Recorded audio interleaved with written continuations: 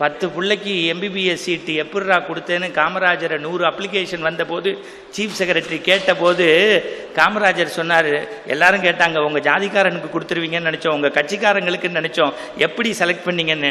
காமராஜர் சிரிச்சுக்கிட்டே சொன்னாராம், அது ரொம்ப சிம்பிள். எப்படிங்கன்னு சீஃப் செக்ரட்டரி கேட்டபோது காமராஜர் சிரிச்சுக்கிட்டே சொன்னாராம், ஒன்றும் இல்லைங்க, 100 அப்ளிகேஷனையும் எடுத்தேன் 2 நிமிஷம். அப்பனுடைய கையெழுத்து காலத்தை பார்த்தேன், 10 பேர் தான் கை நாட்டு வச்சிருக்கான், கை நாட்டு போடுறவனுடைய புள்ள தான் இந்த ஊரில் டாக்டர் ஆகணும்னு நினச்சே கொடுத்தேன்.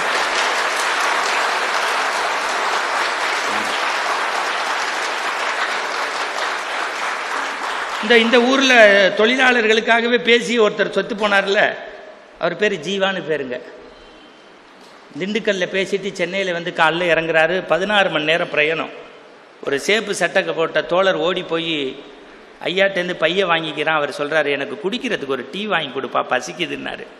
அதுக்கு அந்த தோழர் சொல்கிறான், நேற்றுக்கு தானே பொதுக்கூட்டத்தில் 1127 ரூபா வசூல் பண்ணி கொடுத்தாங்க, ஒரு டீ குடிக்கக்கூடாதான்னு. ஒத்த வார்த்தை ஜீவா சொன்னார், அது கட்சிக்கான நிதியை தவிர என் டீக்கான காசு இல்லையேப்பா.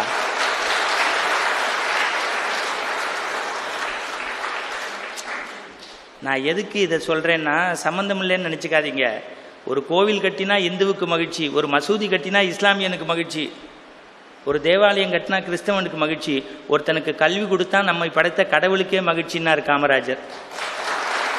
அந்த காமராஜரும் ஜீவாவும் கக்கனும் எளிமையின் வடிவமாக இருந்த அண்ணா கிழிச சட்டையை போட்டுக்கிட்டு மேடைக்கு போகிறாரு. அவருக்கு அன்றைக்கி கொடுத்தப்பட்ட தலைப்பு எளிமை. பர்சனல் செக்யூரிட்டி ஆஃபீஸர் PSO கூப்பிட்டு, ஐயா உங்கள் சட்டை கிழிச்சிருக்கு, 5000 பேர் உட்காந்துருக்காங்கன்னு. என்னப்பா தலைப்புன்னாராம், எளிமைன்னாராம். அண்ணா இந்த பக்கம் போட்டிருக்க துண்டை தூக்கி இந்த பக்கம் போட்டுக்கிட்டு 45 நிமிஷம் பேசிட்டு இதாண்டா எளிமைன்னு இறங்கி போயிட்டாரு.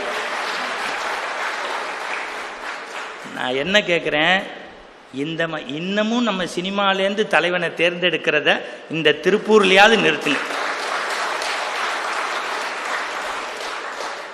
இன்னும் ஒரு 5-10 நிமிஷத்தில் முடிச்சிடுறேன் ஐயா.